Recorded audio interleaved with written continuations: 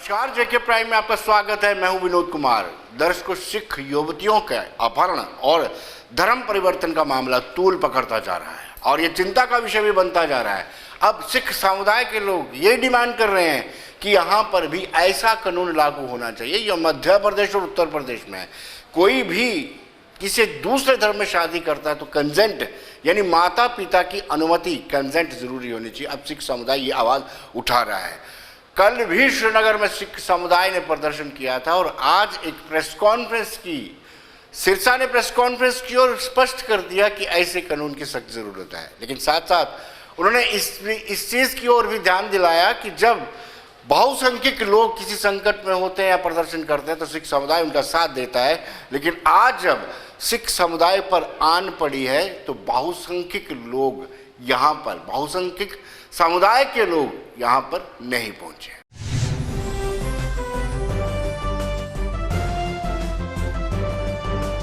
हम कल गवर्नर साहब से मिले। हमने गवर्नर साहब को इस सारी बातों के बारे में जानकारी दी। हमने आज सुबह देश के गृह मंत्री अमित शाह जी ने भी आज फ़ोन करके हमसे बातचीत की और उन्होंने ये भी बताया कि वो कल से गवर्नर से टच में है और सारी मॉनिटरिंग कर रहे हैं सारे घटनाक्रम की। और उन्होंने हमें यह भी आश्वासन दिलाया कि ये बेटियां जिस तरह से अगवा की गई हैं इनके ऊपर सख्त कार्रवाई की जाएगी, किसी को नहीं बख्शा जाएगा, कानून को कानून के तरीके से लिया जाएगा। और यह भी कहा कि ये जो मसले हुए हैं इनके लिए वो तुरंत हमारा सिख डेलीगेशन जो है उसको दिल्ली में उनसे मुलाकात करेंगे और यहाँ पे हालातों की सारी जानकारी लेके और क्या क्या चीज़ें चाहिए हैं उनकी भी हम चर्चा करेंगे। और ये हम कम्युनिटी को आश्वासन देते हैं किसी भी सूरत के अंदर बेइंसाफ़ी नहीं होने दी जाएगी।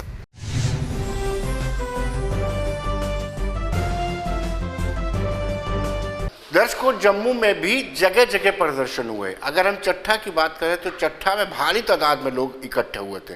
सिख समुदाय के साथ साथ बाकी लोग भी इकट्ठे हुए थे और उन्होंने ये डिमांड की है कि सरकार को चाहिए, हालांकि उन्होंने किसी विशेष धर्म समुदाय का नाम ना लेते हुए सरकार को ही आड़े हाथों लिया है कि सरकार ही ऐसे कानून, नियम कानून बनाए ताकि ऐसे लोगों की सुरक्षा हो सके और साथ साथ जो लोग इस तरीके से गन पॉइंट पे धर्मांतरण करते हैं उनके खिलाफ सख्त से सख्त कार्रवाई हो।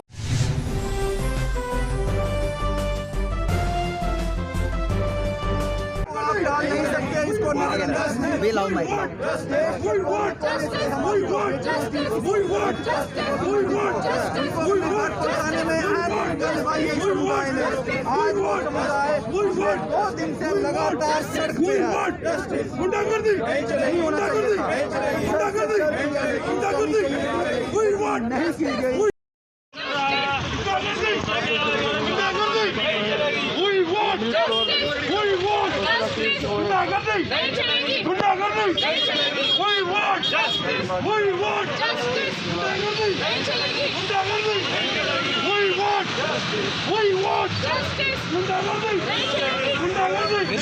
सामने आओ भैया, सामने आओ, सामने आओ। हमारी जो केंद्र की सरकार है उसके लिए कड़ा एक स्टेप उठाना चाहिए, एक पनिशमेंट होनी चाहिए। देखो, अगर हमारा पूरा, हम कहते हैं हम सब एक हैं, तो हमारे यहाँ पे अलग अलग कानून क्यों है? अगर यूपी और एमपी पे अगर कोई इंटरकास्ट मैरिज करता है तो उसके पेरेंट का कंसेंट माना जाता है, तो हमारे यहाँ पे भी ऐसा एक रूल बनना चाहिए कि अगर इंटरकास्ट मैरिज होती है तो ये पेरेंट का कंसेंट होना चाहिए। और एक सरासर ये बहुत एक बड़ा, मतलब एक हम शर्मनाक हादसा कह सकते हैं कि एक छोटी सी बच्ची को मोटिवेट करके एक 3+ मतलब एक 3 गुना ज़्यादा एज के से एक अपील है कि इस चीज़ के बारे में एडमिनिस्ट्रेशन को स्ट्रिक्ट एक्शन लेने चाहिए।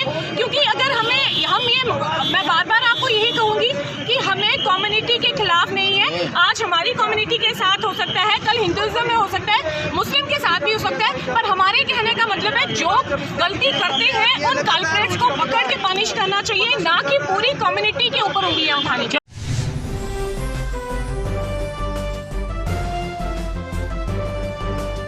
दर्शकों, यूथ सिख सेवा ट्रस्ट ने भी प्रेस कॉन्फ्रेंस की और रोष व्यक्त किया है। उन्होंने कहा कि यह तरीका ठीक नहीं है। जिस तरीके से गन पॉइंट पे जबरन धर्मांतरण किया जा रहा है, उसको लेकर के कहीं ना कहीं एक सख्त कानून की आवश्यकता है। और सरकार को चाहिए कि जैसे मध्य प्रदेश और उत्तर प्रदेश में ऐसे सख्त कानून लागू हैं, वैसे ही कानून जम्मू कश्मीर में भी होने चाहिए। हालांकि कुछ लोगों का ये कहना है कि ये कोई नया मामला नहीं है, इससे पहले भी होते रहे, लेकिन अब ये बर्दाश्त नहीं किया जाएगा।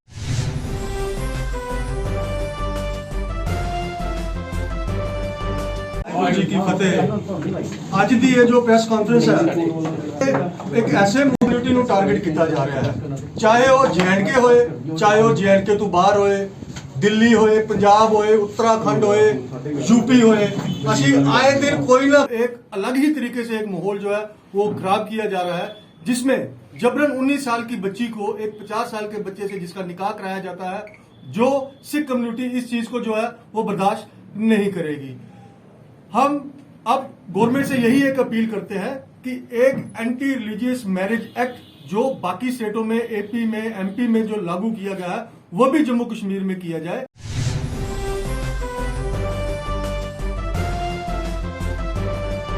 दर्शकों, सिख यूनाइटेड फ्रंट का कहना है कि हमेशा ही जो बहुसंख्यक है उनका अल्पसंख्यक और खासतौर पर सिख समुदाय उनका पूरा ताबून करता रहा है, सहयोग करता रहा है। लेकिन दुर्भाग्य की बात है, इस बार उनका सहयोग नहीं मिलने से निराशा।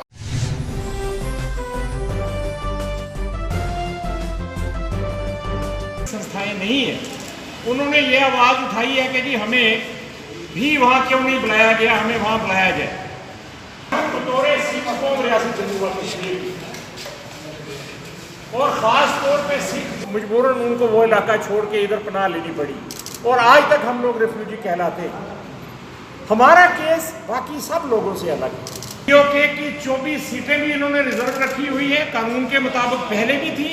और इस स्टेट जो कश्मीर में है वो पिछले कुछ महीनों से परेशानी में है, क्योंकि कोई शरारती अंसर हमारी बच्चियों को वहाँ वर्गलाने की और धर्म परिवर्तन की कोशिश कर रहा है। हम ये उन लोगों को बावर कराना चाहते हैं कि उनके बच्चों की हम कश्मीर के बाहर सिख कौम हमेशा हिफाजत करती आई है मुश्किल वक्त में, और आगे भी करेंगे। लेकिन मेजॉरिटी कम्युनिटी कश्मीर में जो है उसमें बेशतर लोग जो हैं वो अमन पसंद और इस्लाम को मानने वाले हैं, और इस्लाम इस चीज़ की इजाज़त नहीं देता। लिहाजा मेजॉरिटी कम्युनिटी से अपील करते हैं कि वो अपने इन शरारती अंसर को काबू में करें, नहीं तो हालात कोई भी करवट लेंगे वो कोई अच्छी अलामत नहीं होगी हमारे भाईचारे और अमन के लिए।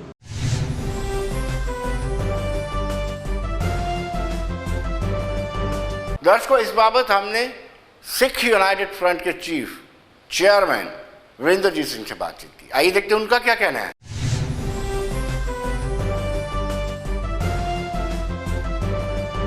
दर्शकों, हमारे साथ सीधे जुड़ चुके हैं वीरेंद्रजीत सिंह, जो नेशनल सिख फ्रंट के चेयरमैन हैं। वीरेंद्र जी, स्वागत है आपका। बड़ा अनफॉर्चुनेट है जो कश्मीर में हुआ, बड़ा अनफॉर्चुनेट है जो कश्मीर में हुआ। भविष्य में ना हो, क्योंकि केंद्र में आपकी सरकार है, जम्मू कश्मीर में भी यही कहा जाएगा कि आपकी सरकार है। हाँ विनोद जी, मैं आपकी बात से सहमत हूँ कि बड़ा अनफॉर्चुनेटेड है, लेकिन ये पहली बार नहीं हुआ है, ये पहले भी कई बार हो चुका है।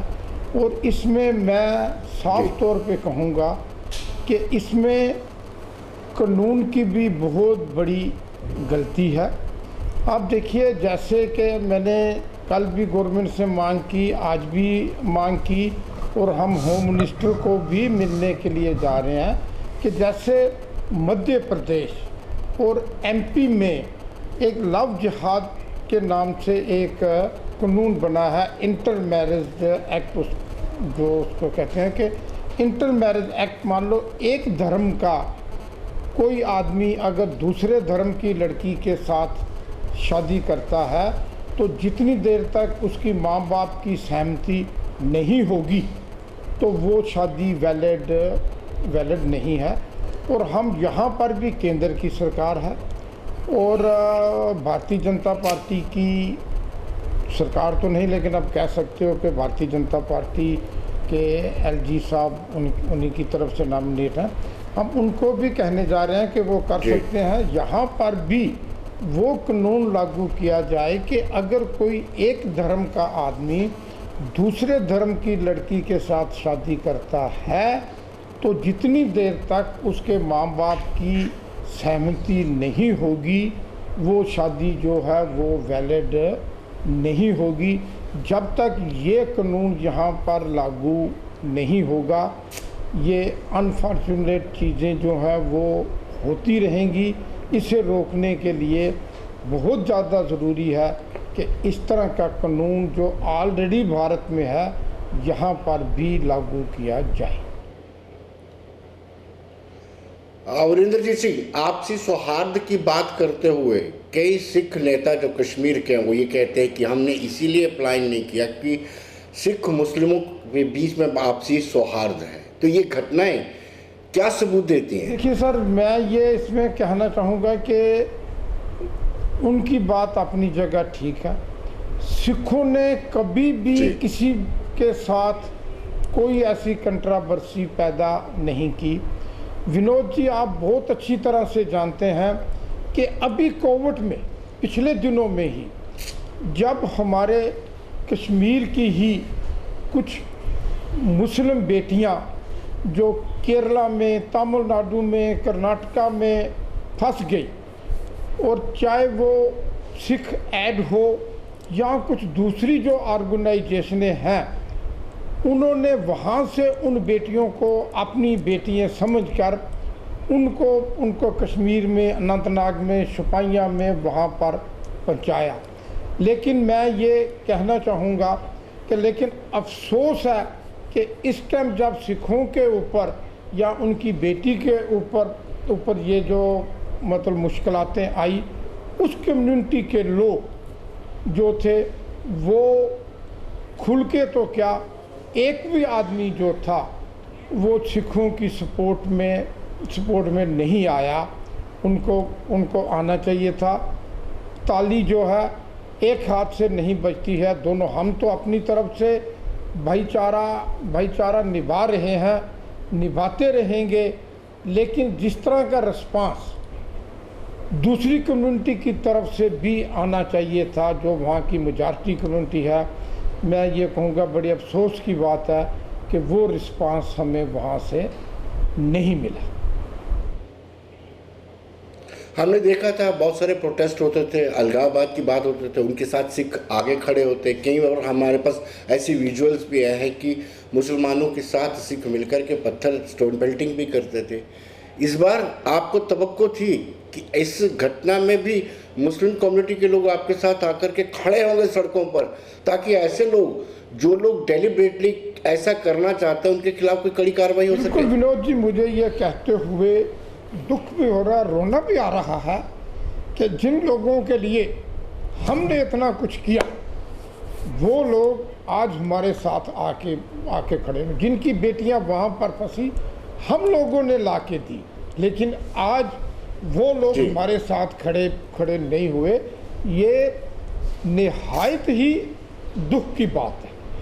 और उसमें जो एडमिनिस्ट्रेशन का भी रोल कोई ज़्यादा अच्छा नहीं था, लेकिन हम एलजी साहब के और भी वहाँ पर सिखों की बहुत सी समस्याएं हैं, कश्मीर के पर्टिकुलर कश्मीर के सिखों की, वो भी हम आगे जाके उठा रहे हैं। एलजी साहब के साथ भी बात कर रहे हैं। अभी हमारा एक डेपुटेशन दिल्ली में होम मिनिस्टर जी कृष्ण रेड्डी जी से भी मिलेगा, उनको भी ये जो प्रॉब्लम्स हैं वो बताएंगे।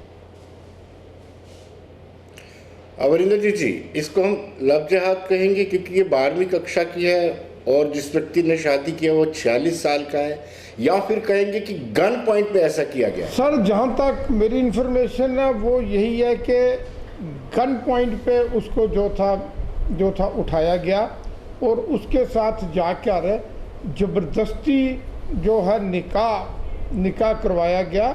और वो देखिए आप, जो ज़बरदस्ती निकाह करवाया गया और उसके बाद जब बहुत चोट पड़ा और अदालत ने भी कोरोना के नाम पे, जो मुझे इन्फॉर्मेशन मिली है कि उनके माँ बाप को, उनको सबको अंदर बुलाया, लेकिन इस लड़की के जो मतलब माँ बाप थे उनको अंदर तक नहीं जाने दिया गया। लेकिन जब बहुत ज़्यादा प्रेशर पड़ा, सिख संगत जो है वो निकल के सड़कों पे आ गई।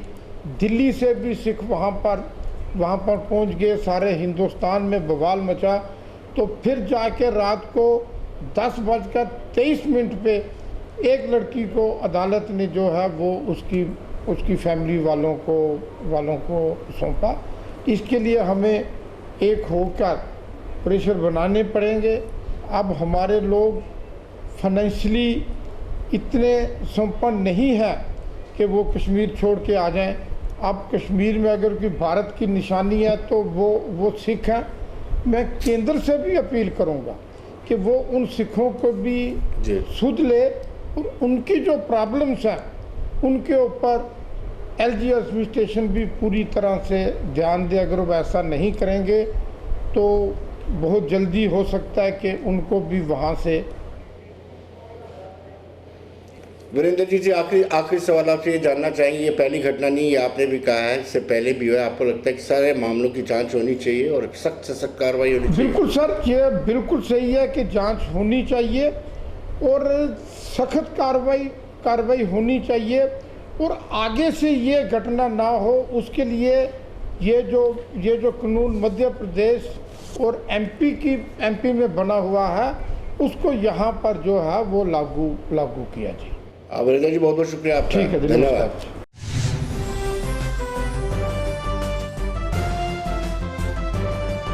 दर्शकों, हम बात करेंगे भारतीय जनता पार्टी की। भारतीय जनता पार्टी की आज प्रदेश कार्यकारिणी की मीटिंग थी। ये 3 माह के बाद होती है और 3 महीने के अंदर जो डेवलपमेंट होती है उन पर चर्चाएं की जाती हैं, दिशा निर्देश किए जाते हैं। लेकिन ये मीटिंग इसलिए भी इम्पोर्टेंट थी क्योंकि 24 जून को सर्वदलीय मीटिंग हुई है और सर्वदलीय मीटिंग में ऑलमोस्ट प्रधानमंत्री और गृहमंत्री ने स्पष्ट कर दिया है कि यहाँ पर जल्द से जल्द डिलिमिटेशन होगा और डिलिमिटेशन के बाद चुनाव करवाए जाएंगे। तो स्वाभाविक सी बात है, जब चुनाव की बात आती है तो कार्यकारिणी में चुनाव पर चर्चा हुई।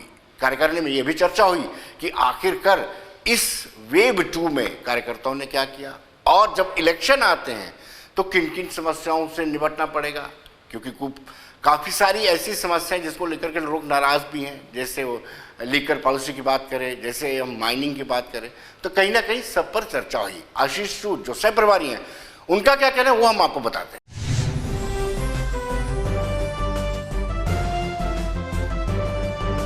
मैं इसलिए उन बातों को नहीं छू रहा हूं, मगर एक बात कहकर मैं अपनी बात समझ, एक अलग से नैरेटिव बिल्ड करने का फिर से प्रयास होगा उन सब में आप जैसे वरिष्ठ कार्य। हमारी वैक्सीनेशन हमें दे दो, सरकार को बदनाम करने का प्रयास करता है, उसके सामने रखा जाता है। ऐसे में उस नैरेटिव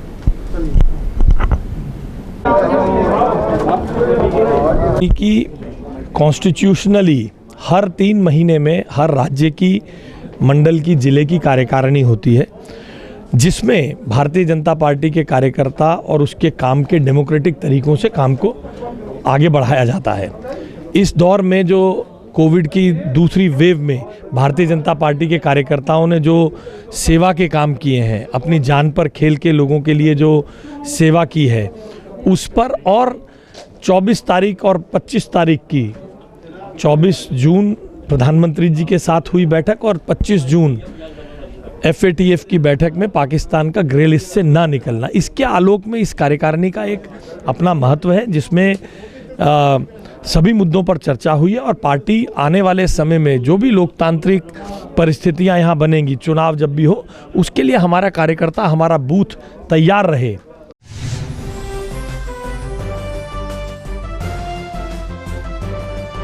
दर्शकों, हमने रविंद्र रैना से बातचीत की, जो पार्टी के प्रेसिडेंट हैं, फायर ब्रांड नेता है। रविंद्र रैना का भी कहना था कि सभी मुद्दों पर चर्चा हुई है। उन्होंने कहा कि पूर्ण राज्य का दर्जा दिया जाना चुनाव के बाद दिया जाएगा, ये प्रोरोगेटिव केंद्र सरकार का है, लेकिन ये है कि उन सभी मुद्दों पर बातचीत की जो बड़े अहम मुद्दे थे, चाहे डेली वेजर को रेगुलराइज करने की बात हो या लीकर पॉलिसी हो, उसमें अमेंडमेंट करने की बात हो, या फिर जो महंगे दामों में रेत और बजरी मिल रही, इन सब पर गहनता से विचार विमर्श किया।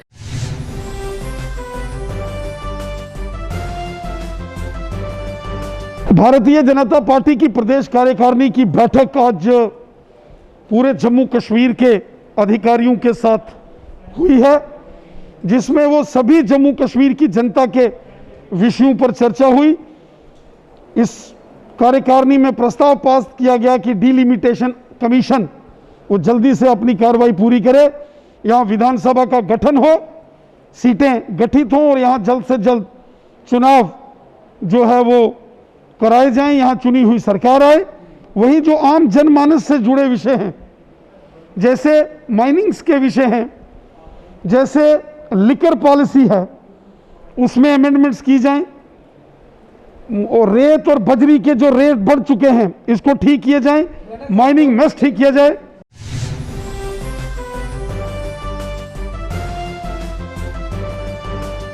दर्शकों, डॉक्टर ताहिर चौधरी जो चीफ स्पोक्स पर्सन है, उनसे भी बात हुई।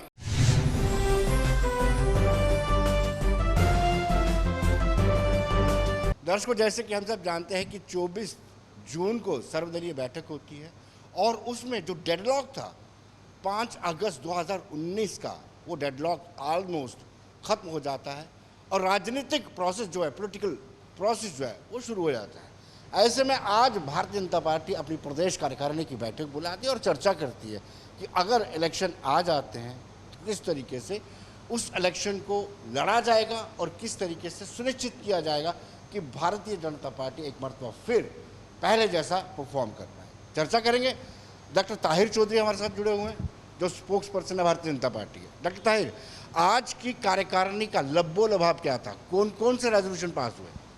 देखिए, आज की कार्यकारिणी बहुत इम्पोर्टेंट कार्यकारिणी थी, पार्टी को लेके, कार्यकर्ताओं को लेके, और बहुत सारी चीज़ें डिस्कस हुई, इम्पोर्टेंट मुद्दों के ऊपर बात हुई और जो आने वाली रणनीति पार्टी ने बनानी है उसके ऊपर चर्चा हुई।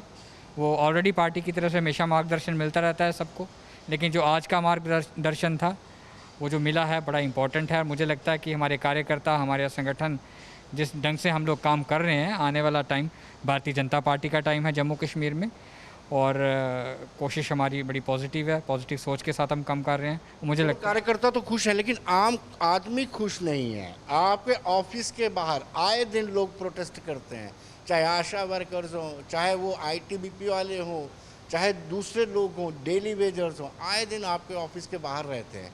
कार्यकर्ता तो कार्यकर्ता है, वो भी इतने ज़्यादा खुश नहीं है, लेकिन लोग आपसे नाराज़ हैं। देखिए, जहाँ जिन चीज़ों की आप बात कर रहे हो, चाहे डेली वेजर्स की बात कर रहे हो और इश्यूज़ की बात कर रहे हो, ठीक है, उनके प्रोटेस्ट जायज़ हैं, उनका हक बनता है प्रोटेस्ट करना। और जहाँ तक भारतीय जनता पार्टी की बात है, हमारी सेंट्रल हाई कमांड की बात है, ये सारे जो प्रोटेस्ट करने वाले डिपार्टमेंट्स के जो इशू हैं, ये हमारी टॉप प्रायोरिटी के ऊपर है। उन लोगों को बहुत जल्दी इंसाफ दिया जाएगा। ये पार्टी हाईकमांड ऑलरेडी वादा कर चुकी है और मुझे लगता है कि ये दिन जल्दी खुशखबरी का आएगा, जबकि उन फैमिलीज़ को, उन बच्चों को इस चीज़ की न्यूज़ मिलेगी। लेकिन डॉक्टर साहब, क्या तय किया गया कि क्या स्ट्रेटजी रहेगी चुनाव को लेकर के? अगर चुनाव हो जाता है, डिलिमिटेशन कमीशन अपनी रिकमेंडेशन दे जाता है, तो उस मीटिंग में यानी कार्यकारिणी में क्या तय किया कि किस तरीके से और किन मुद्दों को लेकर के इलेक्शन लड़ी जाएगी? देखिए, हमारा मेन मुद्दा डेवलपमेंट का मुद्दा है, टूरिज़्म को लेके, बहुत सारी चीज़ों को लेके जम्मू कश्मीर की हम आगे आएंगे और आगे हम चल रहे हैं। और विनोद जी, आपको एक चीज़ क्लियर कर दूं, जो कोविड की चाहे फर्स्ट वेव की बात करो चाहे सेकंड की करो, सेकंड वेव की जो महामारी थी बहुत ख़तरनाक थी और हमारे कार्यकर्ताओं ने जिस तरह से पूरे देश में काम हमने किया है, जम्मू कश्मीर में जैसे हमने काम किया है, ये जम्मू कश्मीर का आवाम अच्छी तरह जानता है। बाकी किसी पॉलिटिकल पार्टी के कोई भी लोग भी सामने नहीं आए हैं, और बाकी जो पॉलिटिकल पार्टीज़ हैं अपोजिशन की, उन्होंने जितना इस टाइम पे भ्रम फैलाया लोगों के बीच में कोविड को लेके, कोविड वैक्सीन को लेके, बहुत सारी बातें वो लोग करते रहे, लेकिन जब कोविड की वैक्सीन लगाने की बात आई है तो वो लीडर्स अपनी फैमिलीज़ को लेकर उन्होंने सबसे पहले वैक्सीन लगवाई है, लेकिन आम जनता को मना करते रहे हैं कि वैक्सीन का भ्रम फैलाते रहे हैं। और भारतीय जनता पार्टी का कार्यकर्ता, हमारी सरकार जिस तरह से पब्लिक के बीच में जाके, माननीय मोदी साहब ने जिस तरह उस पूरे देश के लिए सोचा इस कोविड के टाइम पे, और जो चीज़ें हमने की हैं, मुझे लगता है कि उसका जवाब जब इलेक्शन का टाइम आएगा जम्मू कश्मीर का आवाम भी अच्छी तरह अपोजिशन के लोगों को देगा। डॉक्टर साहब, अगर आपने डेवलपमेंट की बात की, विकास की बात की, तो आप उन लोगों का विकास बड़ा बेहतर कर रहे हैं, जैसे वाइन ट्रेडर, वाइन माफिया हो गया या फिर सैंड माफिया हो गया, लोग इस बात से भी लेकर बड़े नाराज़ हैं आपसे। देखिए, ये अच्छा सवाल आपने पूछा।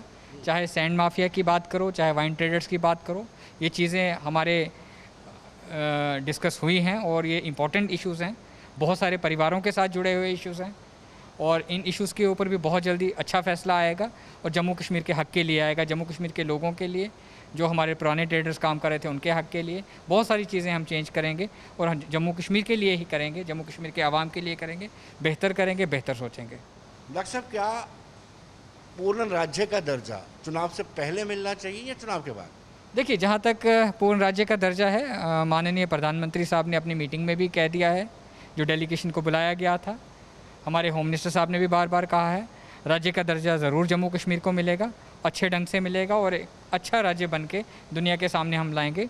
जो हमारे दिमाग में चल रहा है प्रधानमंत्री साहब के, उनकी टीम सोच रही है जम्मू कश्मीर को लेके, वो सारी चीज़ें पूरी की जाएंगी और एक नया जम्मू कश्मीर दुनिया के सामने जब नज़र आएगा तो अपोजिशन के लोगों को जवाब मिल जाएगा। डॉक्टर ताहिर, आपको लगता है कि आर्टिकल 371 बड़ा ज़रूरी है, हमारे लैंड प्रोटेक्ट हो, हमारे जॉब प्रोटेक्ट हो? देखिए विनोद जी, ना तो 370 के बारे में बात की जाएगी अब, ना 35A के बारे में की जाएगी। जो चीज़ें जा चुकी हैं उनको बार बार दोहराने की मुझे लगता है ज़रूरत नहीं है। ये भारतीय जनता पार्टी का कहना है और अपोजिशन के भी जो रीजनल पार्टीज़ हैं उनको भी ये चीज़ कह दी गई है कि राज्य की बात है, राज्य मिल जाएगा और आगे बढ़ो, आगे आओ, खुल के बात करो, देश की तरक्की के लिए बात करो, डेवलपमेंट के लिए करो, रोज़गार के लिए बात की जाए, उन बातों के ऊपर बात की जाएगी। लेकिन डॉक्टर साहब, मैं ये पूछ रहा था, आर्टिकल 371 जिसमें लैंड प्रोटेक्ट हो जाती है, हमारे जॉब प्रोटेक्ट हो जाते हैं। देखिए, जहाँ तक जॉब की बात आती है, लैंड की बात आती है, उसके बारे में भी जो भी अच्छा फैसला होगा आवाम के लिए किया जाएगा, क्योंकि J&K का आवाम बहुत इंपॉर्टेंट है देश के लिए, प्रधानमंत्री साहब के लिए। उनका हमेशा झुकाव जम्मू कश्मीर की तरफ रहता है प्रधानमंत्री साहब का, और मुझे लगता है इन चीज़ों के ऊपर भी अच्छा फैसला लिया जाएगा, आवाम के हक़ के लिए लिया जाएगा फैसला। डॉक्टर साहब, बहुत बहुत शुक्रिया आपका। Thank you.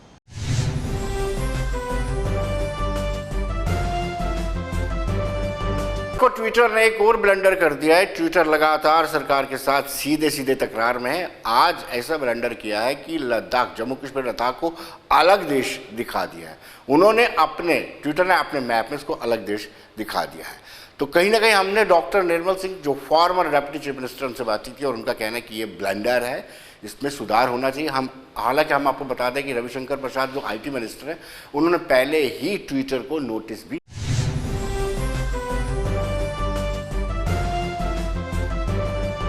देखिए, ट्विटर की तरफ से जिस तरीके से पहले भी इस तरह के कई ऐसे चीज़ें होती हैं और ये जो करना है कि लद्दाख को और जम्मू को अलग देश में डालना, ये एक भर्त्सना योग्य है और हम इसकी कड़ी भर्त्सना करते हैं।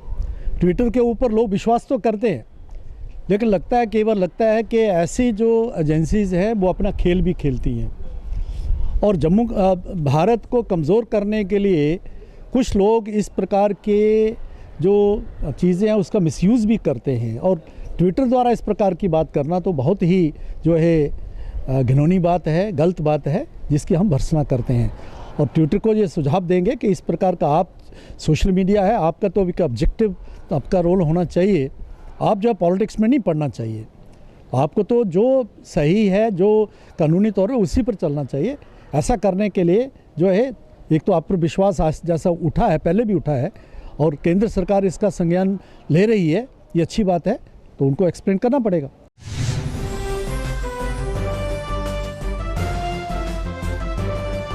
दर्शकों, कांग्रेस के सीनियर नेता डॉक्टर आशीष चौधरी से भी बातचीत की। उन्होंने भी कहा कि कड़े शब्दों में निंदा की जाती है। ये कुछ एजेंसीज हैं जानबूझकर डेलिबरेटली इंडिया को बदनाम करने के लिए इस तरह के काम करते हैं।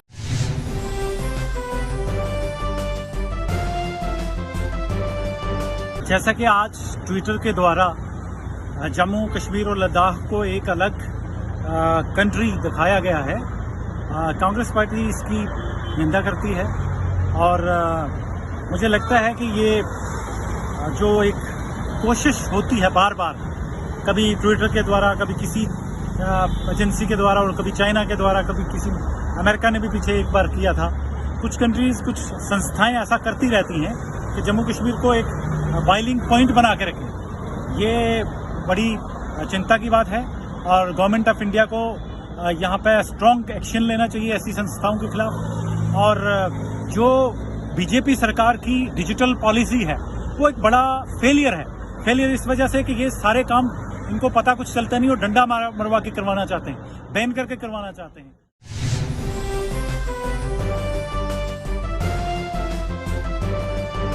तो दर्शकों, बने रहिए देश दुनिया की खबरों के लिए और मुझे दीजिए इजाजत।